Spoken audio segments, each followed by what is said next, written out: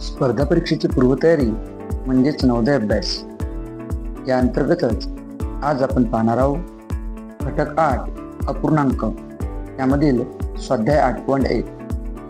त्यापूर्वी ज्या विद्यार्थ्यांनी आपल्या मॅथ मित्र श्रीकांत सर या यूट्यूब चॅनलला सबस्क्राईब केलं नसेल त्यांनी लगेच सबस्क्राईब करून घ्या, जेणेकरून नवोदयसाठीचे सर्व इम्पॉर्टंट व्हिडिओ फ्रीमध्ये पाहायला मिळतील. जे माझे सहकारी शिक्षक वृंद आहे त्यांनी सुद्धा हे जे व्हिडिओ आहे त्यांनी आपल्या विद्यार्थ्यांपर्यंत शेअर करायचे आहे, जेणेकरून सर्व विद्यार्थ्यांचा चांगल्या प्रकारे सराव होईल. चला तर मग आपण पाहूया पहिलं उदाहरण. पहिलं उदाहरण आहे 3/11 प्लस 4/11 वजा 5/11 गुणेला साध्या कंसामध्ये दिलेले आहे 7/11 वजा 6/11. हे सोडविल्यानंतर मिळणारे उत्तर लिहा. तर पहिले आपण गणित पाहून घेऊया काय आहे. तर पहा, अपूर्णांकाची बेरीज आणि अपूर्णांकाची वजाबाकी सुरुवातीच्या कंसामध्ये दिलेली आहे. मग अपूर्णांकाची बेरीज आणि अपूर्णांकाची वजाबाकी आहे. मग आपण काय करायचं, सुरुवातीला ही बेरीज करायची आणि हा जो बाजूचा कंस आहे हा वेगळा कंस आहे, त्यामुळे आपण दोन्ही कंसाच्या क्रिया एका वेळेस केल्या तरीही काही हरकत नाही. मग काय करू आपण, छेद समान आहे. मग छेद समान असल्यावर अपूर्णांकाची बेरीज करताना फक्त अंशांशाची बेरीज करायची, छेद जसाच्या तसा ठेवायचा आणि इथे वजाबाकीमध्ये सुद्धा छेद समान आहे, त्यामुळे आपण एका वेळेस सगळ्या क्रिया करू शकतो. म्हणजेच 3 + 4 7 आणि 7 मधून 5 वजा केले म्हणजेच राहिले 2, म्हणजे आपली पुढची स्टेप येईल 2/11. पुढची स्टेप येईल 2/11 आणि दुसऱ्या ब्रॅकेटमध्ये येईल काय पहा, याचे सुद्धा छेद समान आहे, म्हणून 7 वजा 6 तर 1/11 छेद जसाच्या तसा. म्हणजेच याचा नियम आहे, आपल्या सर्वांना माहित आहे, अपूर्णांकाची बेरीज किंवा वजाबाकी करताना फक्त अंशांशाची बेरीज किंवा वजाबाकी करावी आणि छेद जसाच्या तसा ठेवावा. आणि जर छेद समान नसेल तेव्हा आपण तिरपा गुणाकार करून उत्तर काढतो. मग पुढची स्टेप पहा, गुणाकार करायचा आहे. अपूर्णांकाचा गुणाकार करताना अंशाचा गुणाकार अंशस्थानी बे एके बे आणि छेदाचा गुणाकार छेदस्थानी 11 गुणेला 11 म्हणजेच 11चा वर्ग 121, म्हणजेच पर्याय क्रमांक सी. दुसरे उदाहरण पाहूया. प्रश्न क्रमांक 2 1.1/24 वजा 1 अधिक 7/24 याला सोडविल्यास पुढील कोणते उत्तर येईल. मग हा अपूर्णांक आपल्याला सोडवायचा आहे. अपूर्णांक काय पहा, पहिले सुरुवातीला पूर्णांकयुक्त अपूर्णांक संख्या दिलेली आहे 1.1/24 वजा 1 अधिक 7/24. आपण आधी काय करू, या पूर्णांकयुक्त अपूर्णांकाला अपूर्णांकामध्ये बदल करून घेऊया. 24/1 आणि 24 मध्ये 1 मिळवला 25 आणि छेद जसाच्या तसा वजा 1 अधिक 7/24. मग यामध्ये आता 2 क्रिया बाकी आहे, ही पहिली वजाबाकीची आणि नंतर बेरजेची. मग पदावलीच्या नियमानुसार जेव्हा फक्त 2च क्रिया राहते बेरीज आणि वजाबाकीची, तेव्हा जी क्रिया आधी आली ती आधी करायची, म्हणजे आधी वजाबाकी करून घ्यायची. मग अशी वजाबाकी करताना काय करायचं, 24/24 तिरपा गुणाकार करून करूया.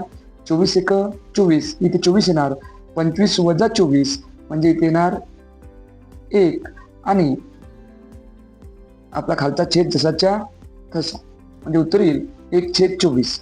आणि ही पुढची स्टेप जशीच्या तशी प्लस 7/24. मग पहा, आता छेद समान आहे 24/24, मग अंशाची बेरीज करायची. 7 अधिक 1 8 छेद जसाच्या तसा 8/24. मग याला लहान रूप देऊया, 8 8 8×3 म्हणजे आपलं उत्तर येईल 1/3. 1/3 जर आपण पाहिलं तर 1/3 आहे, पर्याय क्रमांक ए. आपलं उत्तर आलं 1/3. हा खूप सोपे प्रश्न असतात, फक्त तुम्हाला मन लावून सोडवायचे आहे आणि जास्तीत जास्त सराव करायचा आहे, कारण स्पर्धा खूप मोठी आहे. जो विद्यार्थी जास्त सराव करेल त्याला नक्कीच यश मिळेल. त्यामुळे सरावामध्ये काटकसर करायची नाही, खूप मेहनतीने सराव करायचा. प्रश्न क्रमांक 3 पाहूया. त्यापूर्वी आधी मी तुम्हाला सांगतो, तुम्हाला जर तुमची स्वतःचे आणि तुमच्या आई वडिलांचे स्वप्न पूर्ण करायचे असेल तर मग मेहनतही घ्यावीच लागेल आणि जो जास्त मेहनत घेईल त्याला तेवढे जास्त म्हणजे तेवढे मोठे यश मिळेल. चला प्रश्न क्रमांक 3 काय दिलेला आहे पहा. पहिले दिलं आहे 1.11/12 गुणिला 7/12 वजा 1.7/12 गुणिला 5/12. मग आपल्याला पहा काय दिलं आहे. इथे गुणाकार आहे, इथे सुद्धा गुणाकार आहे आणि मधात वजाबाकीचं चिन्ह आहे.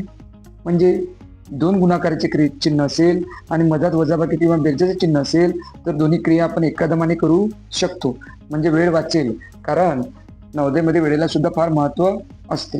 मग हे करताना आपण काय करू, आधी त्या पूर्णांकयुक्त अपूर्णांकाला अपूर्णांकात रूपांतर करून घेऊया. 12×1 = 12 आणि या 12 मध्ये आपण 11 मिळवू तर येते 23. मग 23/12 गुणिला 7/12 वजा हे सुद्धा तसंच करू. 12×1 = 12, 12×7 = 19, 19/12 गुणिला 5/12. मग काय करू, पदावलीच्या नियमानुसार आधी काय करायचं, आधी गुणाकार. मधात वजाबाकीचं चिन्ह आहे त्यामुळे दोन्ही गुणाकार एका दमाने आपण करू शकतो. मग 23 गुणिला 7, मग 7×3 = 21, 21 1 हातचे 2, 7×2 = 14, 15×16 म्हणजे 161.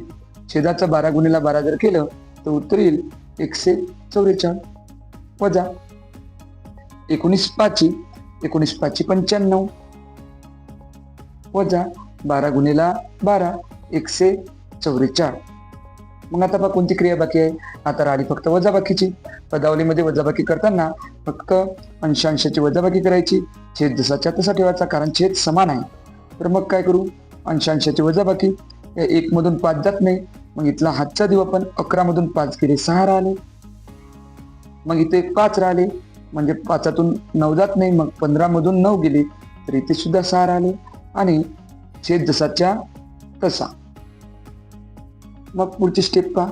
इथे जर आपण निरीक्षण केलं आपल्या लक्षात येईल 3 आणि 3 म्हणजे 6 × 12 आणि 4 आणि 4 = 9 म्हणजे दोन्ही संख्येला 3 भाग जातो. मग 3 भाग देऊ आपण. 3×2 = 6, 3×2 = 6.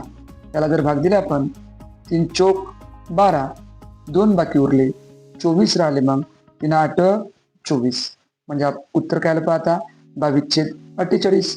याला सुद्धा लहान रूप देता येते, कारण पर्यायामध्ये आहे का 22/48 नाही, तर मग याला लहान रूप देऊ. दोन्ही समसंख्या आहे, याला काय देऊ आपण, याला दोन्ही भाग देऊ. 2×1 याला जर दोन्ही भाग दिला 2×2 = 4 आणि 2 × 8 म्हणजे आपलं उत्तर काय येईल पहा 11/24. 11/24 आहे पर्याय क्रमांक सी. अशा पद्धतीनं सराव जर केला तर आपल्याला कुठलेही गणित सोप्या पद्धतीने सोडवता येईल. आता आपण पाहूया पुढलं गणित. प्रश्न क्रमांक 4. हा प्रश्न क्रमांक 4 सुद्धा खूप सोपा आहे. काय म्हणते पाहते. एक सामना अर्धा तास चालतो. अर्धा तास एक सामना चालतो, अर्धा तास. मग अर्धा तास चालतो आणि त्याचा टाइम आउटचा वेळ दिलेला आहे. पण जर आपण पर्यायावर जर लक्ष दिलं तर सगळे पर्याय कशामध्ये आहे पहा, सगळे पर्याय मिनिटामध्ये आहे. मग अर्धा तास म्हणजे किती मिनिट, तर अर्धा तास म्हणजे 30 मिनिट. का तर 1 तास म्हणजे 60 मिनिट, तर अर्धा तास म्हणजे 30 मिनिट. मग काय म्हणते, एक सामना 30 मिनिट म्हणजे अर्धा तास चालतो. या वेळेचा म्हणजे गुणाकार घ्यायचा. या वेळेचा म्हणजे या 30 मिनिटचा 1/10 वेळ टाइम आउट घेतला जातो. म्हणजे या 30चे 10 भाग करा आणि त्यामधला 1 भाग टाइम आउट. आपण अशा प्रकारे सुद्धा काढू शकतो. 30 गुणिला 1/10. मग 10×1 = 10 आणि 10×3 = 30, 3×1 = 3. आपलं उत्तर आलं मग 3. आणि कशामध्ये आलं, ही मिनिट आहे, तर आपलं उत्तर पण काय आलं 3 मिनिट. म्हणजे आपण जर पाहिलं तर पर्याय क्रमांक डी. पुढलं गणित पाहूया. पुढीलपैकी कोणती लहानात लहान संख्या 12/5 या अपूर्णांकाच्या छेदात मिळवावी, म्हणजे मिळणारा अपूर्णांक हा छेदाधिक अपूर्णांक असेल. छेदाधिक अपूर्णांक म्हणजे काय, ज्या अपूर्णांकाचा छेद अंशापेक्षा मोठा असतो त्याला छेदाधिक अपूर्णांक म्हणतात आणि अंश मोठा असेल तर अंशाधिक अपूर्णांक होतो. मग अंश किती आहे, अंश आहे 12 आणि छेद किती आहे, छेद आहे 5. मग आपल्याला लहानात लहान संख्या मिळवायची आहे. तर मग याच्यातली या पर्यायामधली सर्वात लहान संख्या जर पाहिली आपण, ही 6 आहे. 6 जर आपण 5 मध्ये मिळवलं तर किती होते? 6 आणि 5 11. पण 11 अंशापेक्षा मोठे झाले का? नाही झाले. म्हणजे पर्याय क्रमांक सी येणार नाही. मग यापेक्षा थोडा मोठा पाहू, तर इथे 7 पर्याय क्रमांक बी. मग 7 जर 5 मध्ये मिळवले तर 7 आणि 5 12 होतात. मग इथे काय होते? अंश पण 12, छेद पण 12. मग अंशाधिक अपूर्णांक होणार नाही. मग त्यापेक्षा थोडा अपूर्णांक मोठा 8 मिळवले. जर आपण छेदामध्ये 8 मिळवले तर मग नवीन अपूर्णांक काय बनेल पहा. 12 जसच्या तसे आणि 5 आणि 8 किती होते? 13. आता छेद मोठा झाला म्हणजे हा अपूर्णांक काय झाला? छेदाधिक अपूर्णांक झाला. म्हणजे आपलं उत्तर काय येईल? आपलं उत्तर येईल पर्याय क्रमांक ए. आणि स्वाध्याय 8.1 मधील शेवटचं गणित आणि खूप महत्वाचं आहे ते आपण पाहूया. प्रश्न क्रमांक 6. 1.1/24 अधिक 1 वजा 7/24 यास सरळ रूप दिल्यावर काय उत्तर मिळेल? आपल्याला याला सरळ रूप द्यायचं आहे. आधी प्रश्न पाहूया. प्रश्न आहे 1.1/24 अधिक 1 वजा 7/24 याला सरळ रूप द्यायचं आहे. मग सरळ रूप देताना आपण आधी पाहिलं, हे पूर्णांकयुक्त संख्या आहे, ही पूर्णांक आहे आणि हा अपूर्णांक आहे. तर या पूर्णांकयुक्त अपूर्णांकाला अपूर्णांकामध्ये रूपांतर करूया. ते करताना काय करायचं? 24 एक 24, 24चा टेबल 1 पर्यंत बनायचा आणि त्यामध्ये वरचा 1 मिळवायचा. 24 एक 24, 24 आणि 1 25. म्हणजे काय झाला तयार? 25/24 अधिक 1 वजा 7/24. मग पदावलीच्या नियमानुसार, पदावलीचा नियम असा आहे, जर अपूर्णांकामध्ये दोनच क्रिया बाकी असेल प्लस आणि मायनसच्या, तर जी क्रिया आधी आली ती आधी करायची. मग आधीची क्रिया प्लस आहे तर मग ही प्लस आधी करून घेऊ आपण. मग काय ते पुढची स्टेप पहा. 24 एक 24. मग या 25 मध्ये जर 24 मिळवले आपण, तर 25 मध्ये 24 मिळवले तर काय ते 49 आणि छेद जसाच्या तसा ठेवायचा 24 आणि वजा इथं काय करायचं? 7/24 जसेच्या तसे. हा एक निघून गेला कारण आपण 24 एक 24 आणि 25 आणि या 24 ची बेरीज केली. मग पुढची स्टेप आली आपल्याजवळ 49/24 वजा 7/24. काय? छेद समान आहे. छेद समान आहे आणि वजाबाकीची क्रिया आहे. मग छेद समान असताना काय? अंशांशाची वजाबाकी करूया आणि छेद जसाच्या तसा ठेवूया. 9 मधून 7 गेले 2 राहिले, 4 जसेच्या तसे आणि 24. मग पुढची स्टेप पहा. जर आपण निरीक्षण केलं तर आपल्या लक्षात येईल, याला 2 पण भाग जातो, त्या दोघांना 3 पण जातो आणि 6 पण जातो. मग आपण 6 देऊ डायरेक्ट. मग मग 6 जर भाग दिला आपण, 6 7 42 आणि 7 चौक 24 म्हणजे आपलं उत्तर आलं 7/4. आता याला भाग जात नाही कारण 7 ही मूळ संख्या आहे. म्हणजे आपलं उत्तर आलं 7/4. 7/4 आहे पर्याय क्रमांक बी. अशा प्रकारे आज आपण घटक 8 अपूर्णांक यामधील स्वाध्याय 8.1 पाहिलेला आहे.